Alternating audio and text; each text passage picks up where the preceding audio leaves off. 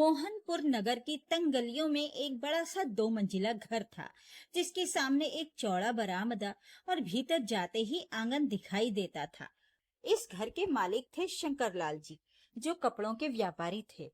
उनके साथ परिवार में उनकी पत्नी सरला देवी, बड़ा बेटा अरुण और बहू सुनीता, दूसरा बेटा विक्रांत और बहू प्रीति, और उनसे बड़ी इकलौती बहन कुसुम थी। कुसुम की शादी कई साल पहले हो चुकी थी।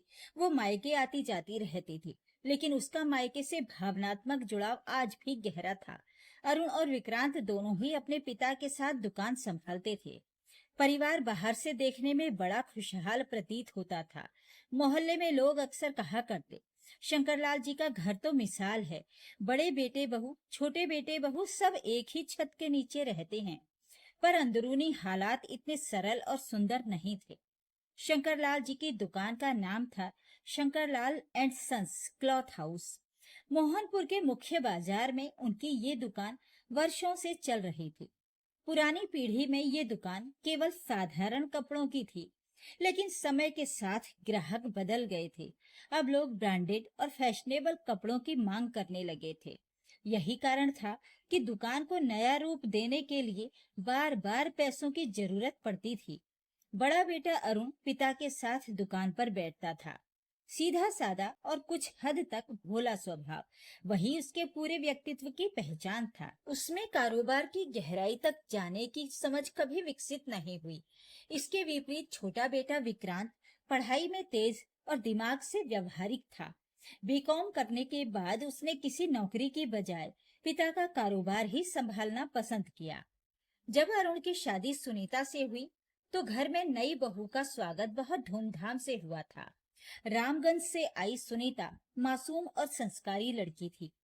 शादी के समय जो भी गहने और नकद मायके से आए थे, वे सब घर और दुकान की जरूरत के नाम पर सरला देवी ने अपने पास रख लिए। देखो बहू रानी, सरला देवी ने शादी के कुछ ही दिनों बाद सुनीता से कहा था, घर और दुकान दोनों ही एक हैं। तुम्हारे गहने और पैसे दुकान में लगाए जाएंगे, ये तुम्हारे ही घर के काम आएंगे। सुनीता मुस्कुराकर चुप रह गई। नई दुल्हन ससुराल में टकराव पैदा करना तो चाहती ही नहीं थी। उसे लगा शायद यही परंपरा होगी। दिन बीतते बीतते सुनीता को पता चला कि ये घर उतना आसान नहीं है जितना बाहर से लगता था। सुबह से लेकर रात तक काम का बोझ, हर चीज में सास की अनुमति और हर जरूरत के लिए दूसरों पर निर्भरता, यही उसकी जिंदगी बन गई। 3 साल के भीतर उसके 2 बच्चे भी हो गए, एक बेटी और एक बेटा। बच्चों की खुशियों के बावजूद सुनीता का जीवन और कठिन हो गया। बच्चों की छोटी छोटी चीजों के लिए भी उसे सासू माँ के आगे हाथ फैलाना पड़ता। जब विक्रांत की शादी प्रीति से हुई, तब तक उसका व्यवहार परिवार में बिल्कुल अलग ढंग से उभर आया था। विक्रांत ने पिता से साफ कहा कि उसे हर महीने दुकान से कुछ तयशुदा रकम चाहिए। शंकरलाल जी ने थोड़ी आनाकानी की, लेकिन आखिर मान गए। यही पैसा विक्रांत ने धीरे धीरे जोड़ना शुरू कर दिया। उसने अपने परिवार की छोटी छोटी खुशियों के लिए पैसे बचाए। प्रीति को गहनों से लेकर कपड़ों तक सब कुछ दिया गया। अब तुलना होना लाजमी था। सुनीता, जो बरसों से हर सुख सुविधा से वंचित थी, और प्रीति, जिसे हर चीज आसानी से मिल रही थी। इन सब के बीच बहन कुसुम का घर आना जाना भी लगा रहता था। वो कभी बहुओं के बीच छुपे खींचतान को भांप लेती थी, तो कभी माँ बाप के व्यवहार को देखकर चुप हो जाती।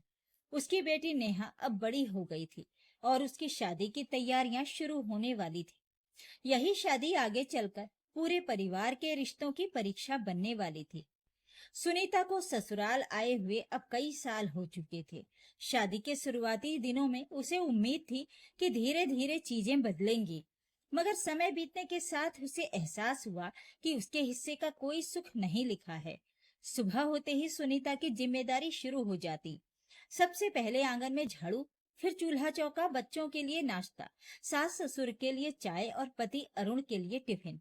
घर में नौकरानी रखने का सवाल ही नहीं उठता था, क्योंकि सरला देवी का मानना था कि घर की बहुएं अगर हाथ पैर नहीं चलाएंगी तो क्या मायने रह जाएंगे इस घर के संस्कारों के। सुनीता ने ये सब बिना शिकायत किए स्वीकार कर लिया, मगर भीतर ही भीतर उसे हर दिन ये बात खलती थी कि उसका जीवन केवल काम करने की मशीन बनकर रह गया है। शादी के समय मायके से आए सारे गहने और कैश पहले ही दुकान में लगा दिए गए थे। सुनीता जब जब इस बात का जिक्र करती, सरला देवी झट से ताना मार देती, बहू, गहनों से पेट नहीं भरता, वो तो दुकान में लगा है और दुकान से ही तुम्हारा घर चल रहा है, तुम्हें गहनों की क्या जरूरत। सुनीता चुप हो जाती। उसे लगता शायद यही हर बहू का हाल होता होगा। जब बेटी ने पहली बार स्कूल जाने की जिद की तो सुनीता को सास के सामने हाथ फैलाना पड़ा। अम्मा जी, गुड़िया के लिए स्कूल ड्रेस बनवानी है, सरला देवी ने कड़क नजरों से देखते हुए कहा। अरुण दुकान पर दिन रात मेहनत करता है, अभी इतने पैसे नहीं हैं। साधारण कपड़े पहनकर भी तो बच्ची पढ़ सकती है। सुनीता का दिल भर आया, मगर उसने कुछ कहा नहीं। उसे समझ में आने लगा कि बच्चों की छोटी छोटी खुशियों के लिए भी उसे हमेशा दूसरों पर निर्भर रहना होगा। अरुण को घर और दुकान की गहराई से कोई समझ नहीं थी। वो पिता और छोटे भाई विक्रांत पर ही निर्भर रहता। कभी कभी सुनीता उससे कहती, देखो अरुण, हमें भी थोड़े पैसे बचाने चाहिए, बच्चे बड़े हो रहे हैं। अरुण हंसकर बात टाल देता, तुम बेकार की चिंता करती हो, अम्मा पिताजी सब देख लेंगे। लेकिन सच तो ये था कि अम्मा पिताजी केवल विक्रांत और उसकी पत्नी प्रीति की तरफ ही ध्यान देते थे।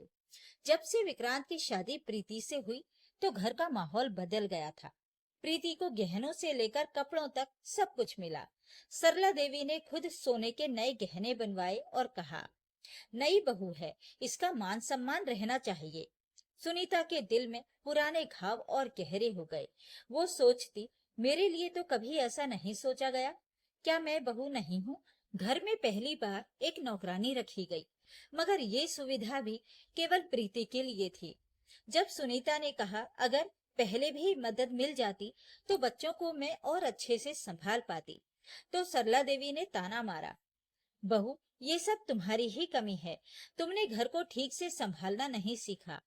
अब प्रीति है तो उसे आराम मिलना चाहिए। सुनीता अंदर ही अंदर टूटती रही। इन छोटे छोटे अपमानों और उपेक्षा ने सुनीता के दिल में एक गांठ डाल दी। वो सबकी खुशी में शामिल रहती, मगर उसकी मुस्कान के पीछे गहरा दर्द छिपा रहता। उसे लगता, मैं केवल इस घर की जिम्मेदारियों के लिए, सम्मान के लिए नहीं। किसी को नहीं पता था कि यही मन की गांठ आगे चलकर पूरे परिवार की डोर को झकझोर देगी। समय धीरे धीरे बीतता गया। सुनीता के जीवन में वही रोज का संघर्ष, वही ताने और वही उपेक्षा का बोझ था। दूसरी ओर विक्रांत और प्रीति की दुनिया रंगों से भरी हुई थी। शंकर लाल जी की दुकान, Shankar Lal and sons cloth house, अब पूरी तरह विक्रांत के हाथों में आती जा रही थी। जहां अरुण केवल पिता के कहे अनुसार चलता था, वहीं विक्रांत हर चीज पर पैनी नजर रखता। गल्ले का हिसाब, माल की खरीद, ग्राहकों से सौदेबाजी, हर जगह वह चतुराई दिखाता। कुछ ही वर्षों में उसने दुकान से मिलने वाले मुनाफे में से खुद के लिए भी बचत करना शुरू कर दिया। उसने पिता से साफ कहा था, पिताजी, मुझे हर महीने की तनख्वाह चाहिए, मैं दुकान के लिए पूरा समय देता हूँ। शुरुआत में शंकरलाल जी हिचकिचाए, पर अंततः मान गए। यही तनख्वाह धीरे धीरे विक्रांत के सपनों को पंख देने लगी।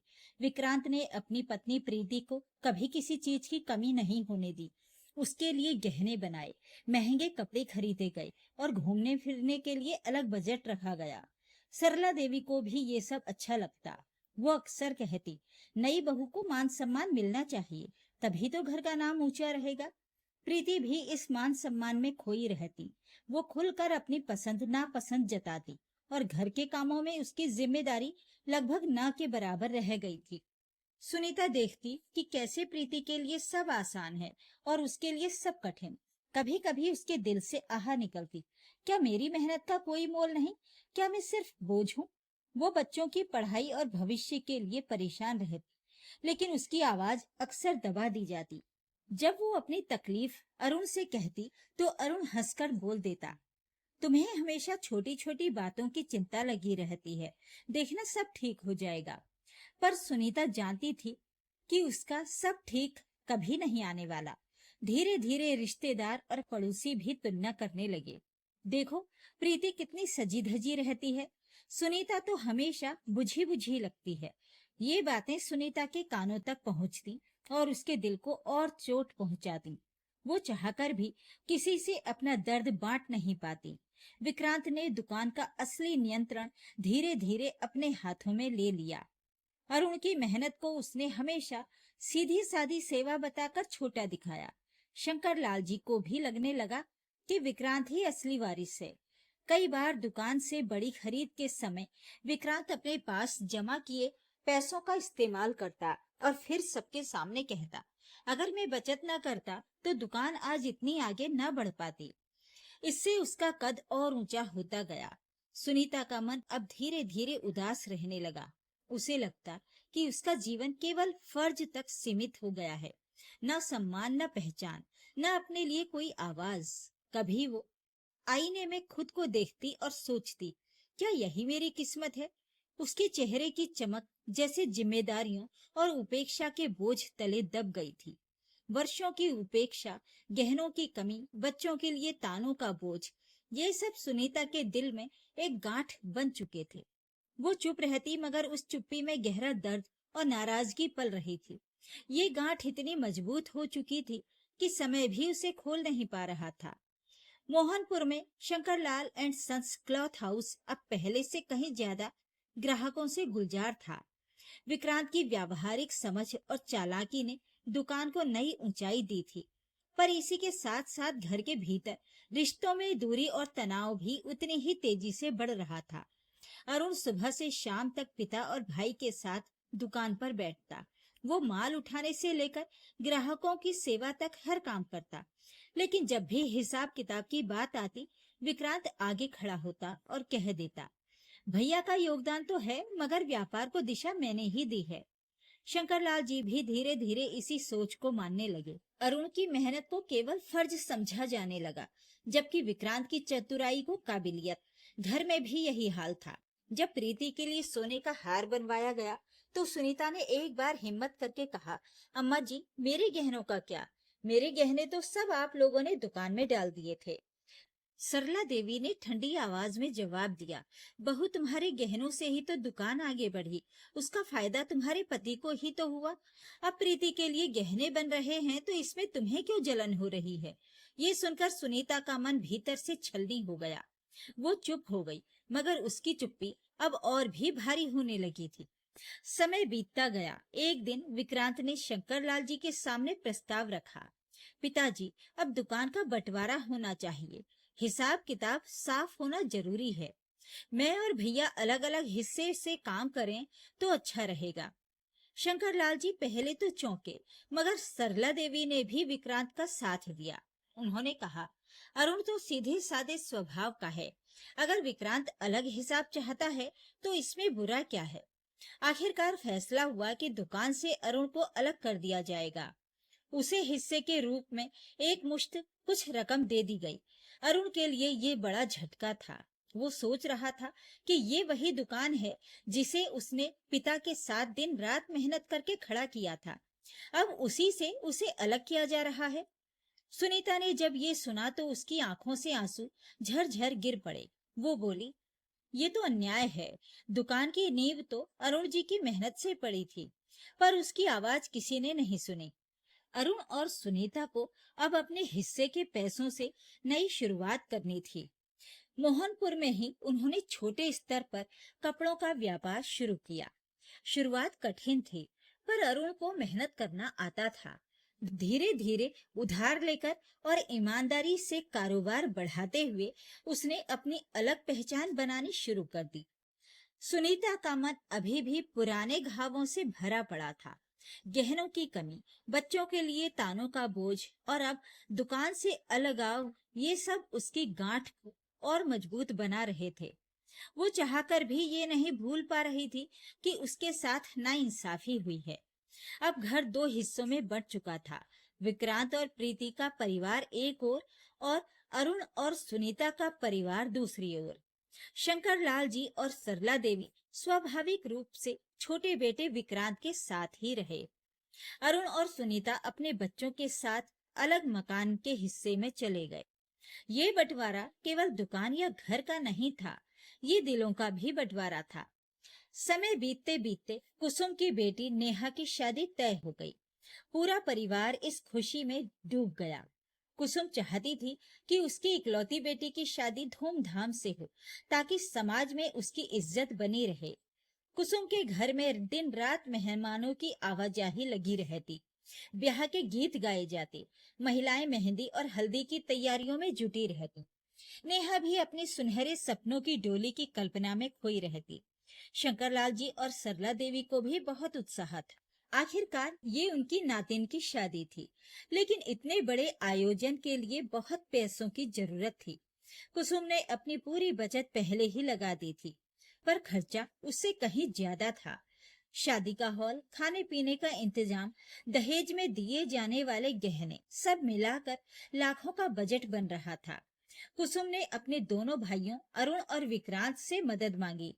विक्रांत और प्रीति से जब कुसुम ने कहा तो वे तुरंत राजी हो गए। प्रीति ने तो साफ कह दिया, देखो दीदी, ये हमारी भी जिम्मेदारी है। नेहा हमारी भांजी है, हमसे जितना होगा हम करेंगे। विक्रांत ने अपने माता पिता से भी राय ली और बोला, हाँ दीदी, आप चिंता मत करो, मायरे यानी भात में जितना देना होगा हम देंगे।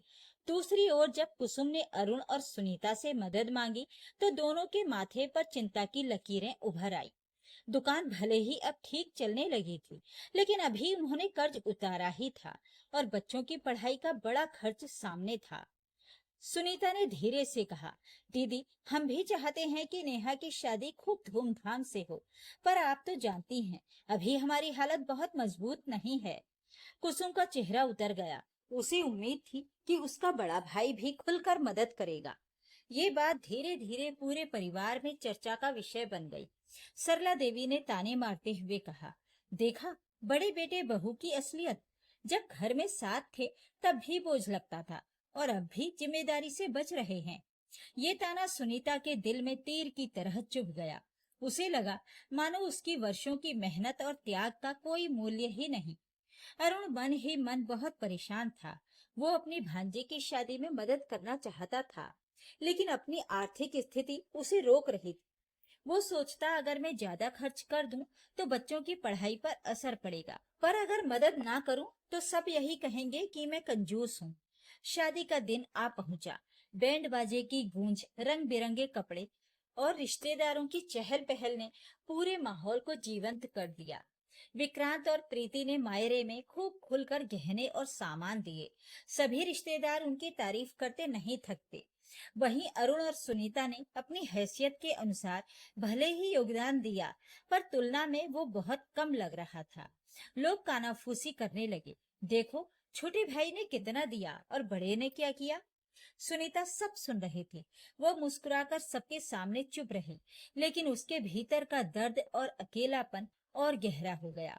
उसे महसूस हुआ कि चाहे जितनी मेहनत और ईमानदारी से वो और अरुण जी लें, समाज हमेशा तुलना करके ही उनकी कद्र तय करेगा। नेहा की शादी तो धूमधाम से हो गई, लेकिन इस मायरे के विवाद ने भाइयों के बीच की दूरी को और भी बढ़ा दिया। जहां विक्रांत और प्रीति की चमक और इज्जत बढ़ गई, वहीं अरुण और सुनीता को ताने और उपेक्षा का सामना करना पड़ा। ये घटना आगे चलकर परिवार में बड़ा तूफान लाने वाली थी। नेहा की शादी भले ही धूमधाम से हो गई थी, लेकिन मायरे के बाद घर घर में फुसफुसाहट होने लगी थी। ये बातें धीरे धीरे शंकरलाल जी और सरला देवी के कानों तक भी पहुंचने लगी। उनका रुझान तो वैसे भी विक्रांत और प्रीति की तरफ ज्यादा था। अब उन्हें और भी मौका मिल गया अरुण और सुनीता को नीचा दिखाने का। एक दिन सरला देवी ने सीधे सुनीता से कहा, बहू, याद है जब तुम्हारी शादी हुई थी तब तुम्हारे मायके से गहने आए थे? वो सब घर दुकान में लगा दिए गए। हमने तब कुछ नहीं कहा। अब जब बहन की बेटी की शादी आई तो तुम लोगों ने हाथ खड़े कर दिए। सुनीता के दिल पर चोट पड़ी। उसने धीमी आवाज में जवाब दिया, माँ जी, हमने तो अपनी हैसियत के अनुसार ही दिया। हमारी भी तो जिम्मेदारियां कम नहीं हैं। बच्चों की पढ़ाई, घर का खर्च, सब देखना पड़ता है। लेकिन सरला देवी ने उसकी एक न सुनी। जिम्मेदारियां सबकी होती हैं बहू, लेकिन समय आने पर साथ देना ही परिवार कहलाता है। अरुण ये सब सुन रहा था। उसके दिल में अजीब सी कश्मकश थी। वो जानता था कि उसकी पत्नी सच कह रही है, मगर वो ये भी समझ रहा था कि माँ बाप की नजर में अब उसकी कोई कीमत नहीं रह गई है। वो चुपचाप अपने कमरे में जाकर सोचता, क्या सचमुच मैं निकम्मा बेटा हूँ? क्या मेरी मेहनत, मेरी ईमानदारी किसी के लिए मायने नहीं रखती? इधर विक्रांत और प्रीति का रुतबा परिवार और समाज में बढ़ता ही जा रहा था। लोग उनकी तारीफ करते, देखो छोटे बेटे ने तो बहन की बेटी को बेटी मानकर इतना कुछ दिया। प्रीति भी हर जगह गर्व से कहती, हम तो बस अपना फर्ज निभा रहे थे। नेहा हमारी भी तो बेटी जैसी है। ये बातें सुनकर सुनीता और भी तड़प उठती। उसे लगता मानो उसकी सालों की कुर्बानियां किसी ने देखी ही नहीं। सुनीता अब ज्यादा बोलती नहीं। उसने अपने मन की सारी पीड़ा दिल में दबा ली। वो घर के काम करती, बच्चों की देखभाल करती, लेकिन उसके चेहरे की मुस्कान कहीं खो गई थी। कभी कभी वो अकेले में सोचती, क्यों हमारे हिस्से हमेशा त्याग ही आया? क्यों मेरे मायके और ससुराल के गहनों का हिसाब आज तक नहीं मिला? क्यों हमें हमेशा कमतर आंका जाता है? कुछ दिनों बाद शंकरलाल जी ने परिवार के सामने एक बात रखी। अब घर और दुकान की जिम्मेदारी विक्रांत अच्छे से संभाल रहा है। मुझे लगता है कि आगे से बड़े फैसलों में उसी से सलाह करनी चाहिए। ये सुनकर अरुण का दिल टूट गया। उसे लगा मानो उसके अस्तित्व को ही मिटा दिया गया हो। धीरे धीरे परिवार में दरार गहरी होती चली गई। माता पिता का झुकाव छोटे बेटे की तरफ और बड़े बेटे के प्रति लगातार ताने और उपेक्षा, इन सब ने रिश्तों में कड़वाहट भर दी। अब अरुण और सुनीता खुलकर बोलते नहीं थे, पर उनके मन में गांठें और भी कसती जा रही थी। शंकरलाल जी और सरला देवी का झुकाव अब खुलकर विक्रांत की ओर था। अरुण को ये देख देख कर चोट पहुंचती, लेकिन उसने हार मानना स्वीकार नहीं किया। वो जानता था कि उसका आत्मसम्मान ही उसकी सबसे बड़ी पूंजी है। सुनीता कई बार उससे कहती, इतना सहने के बाद भी आप चुप क्यों रहते हैं? कम से कम अपने हक की बात तो कीजिए। अरुण मुस्कुराकर जवाब देता, हक मांगने से नहीं मिलता सुनीता, हक मेहनत और समय से बनता है। एक दिन सब देखेंगे कि सच्चाई किस तरफ है।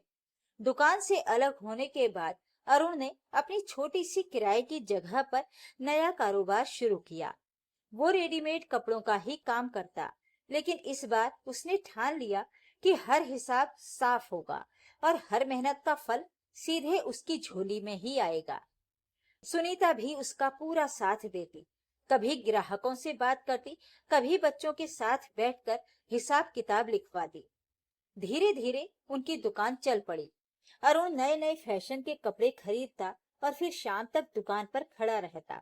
वो जानता था कि शुरू में मुनाफा कम है, पर भरोसा था कि ईमानदारी और लगन से सब कुछ बदल जाएगा।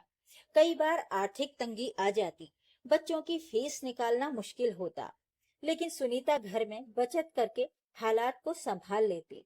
उसके त्याग से ही अरुण को आगे बढ़ने का हौसला मिलता। धीरे धीरे मोहल्ले में चर्चा होने लगी, देखो अरुण ने कितनी छोटी सी दुकान से शुरुआत की और अब उसके ग्राहक कितने बढ़ गए हैं। लोग ये भी कहते, सच में ईमानदारी से किया गया काम देर से ही सही पर रंग जरूर लाता है। ये सुनकर अरुण और सुनीता को एक नई ऊर्जा मिलती। हालांकि शंकरलाल जी और सरला देवी अब भी विक्रांत को ही घर का असली सहारा मानते। जब भी कोई बड़ा रिश्तेदार आता, वे उसकी तारीफों के पुल बांध देते।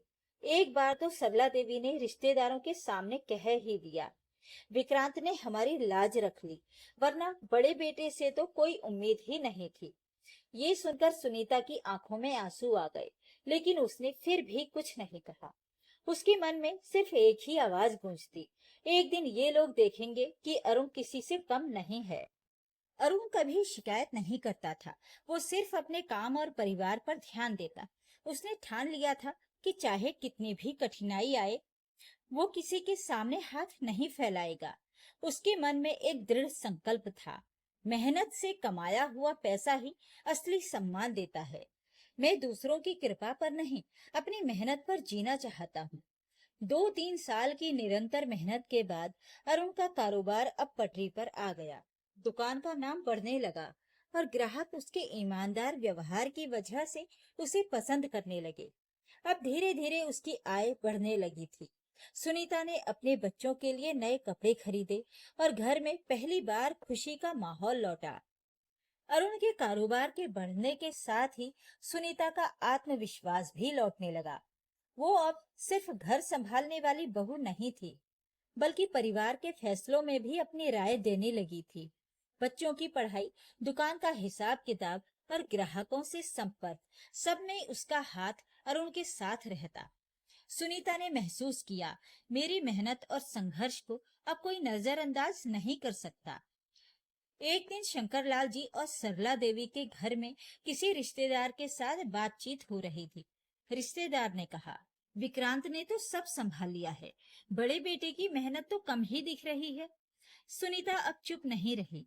वो उठी और साफ शब्दों में बोली, अगर मेहनत और ईमानदारी को नजरअंदाज किया जाएगा तो रिश्तों में दूरी ही बढ़ती है। अरुण ने वही किया जो सही था, न कि दिखावा, और यही वजह है कि उसका कारोबार आज फल फूल रहा है। सभी लोग चौंक गए। शंकरलाल जी और सरला देवी भी सुनीता की दृढ़ता देखकर निःशब्द रह गए। विक्रांत और प्रीति, जो हमेशा अपने रुतबे पर गर्व करते थे, अब असहज हो गए। रिश्तेदार ने मुस्कुराकर कहा, सुनीता जी, सही कहा आपने, ईमानदारी का फल हमेशा मिलता है, चाहे समय लग जाए। विक्रांत ने अंदर ही अंदर महसूस किया कि उसने अरुण और सुनीता को हमेशा कम आंका, पर गर्व और अहंकार की वजह से अब कुछ कहना मुश्किल था। इसके बाद घर में माहौल बदल गया। जहां पहले ताने और तुलना का माहौल हुआ करता था, अब सुनीता की सख्त आवाज ने परिवार को झकझोर दिया। शंकरलाल जी और सरला देवी अब केवल विक्रांत का ही पक्ष लेने में सावधानी बरतने लगे। अरुण और सुनीता की ताकत और आत्मसम्मान की वजह से पुराने ढर्रे टूटने लगे। नेहा की शादी के मायरे ने परिवार में जो दरारें बनाई थीं, अब धीरे धीरे उस पर अंकुश लगने लगा। रिश्तेदारों ने देखा कि बड़े बेटे की मेहनत और छोटे बेटे के दिखावे में बहुत फर्क है। धीरे धीरे विक्रांत और प्रीति भी ये मानने लगे कि अरुण और सुनीता का योगदान कमतर नहीं था। सुनीता ने अपने संघर्ष और सख्त शब्दों से ये साबित किया कि वो केवल काम करने वाली बहू नहीं थी, बल्कि ईमानदारी और आत्मसम्मान की प्रतीक बन चुकी थी।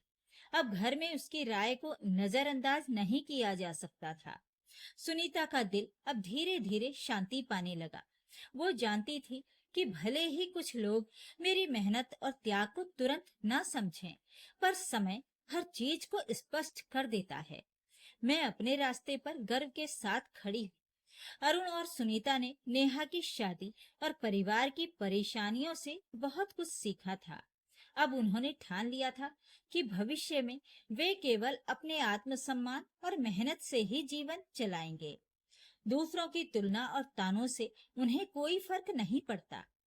सुनीता ने अपने बच्चों को भी यही सिखाया, कभी किसी की नजरों में अपनी कीमत कम करके मत आंकना। मेहनत और ईमानदारी हमेशा रंग लाती है। अरुण और सुनीता ने अपने घर को प्यार और समझदारी से सजाया।